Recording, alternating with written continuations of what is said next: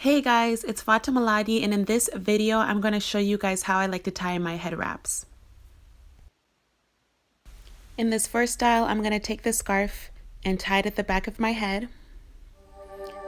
Then I'm going to take those two flaps and twist one of them down.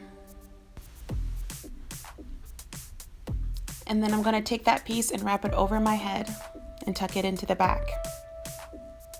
I'm going to do the same for the second piece and just tuck it all in. And at the second style, I am going to take the two flaps, take one of them and fold in half. I'm going to simply put that over my head and tuck it into the back.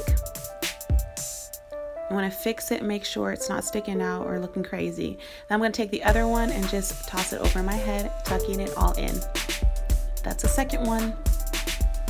In this last style, I'm going to take those two flaps and twist them together this time. And then I'm going to wrap it around my head and take the remaining pieces and twist those together, tucking them into the back.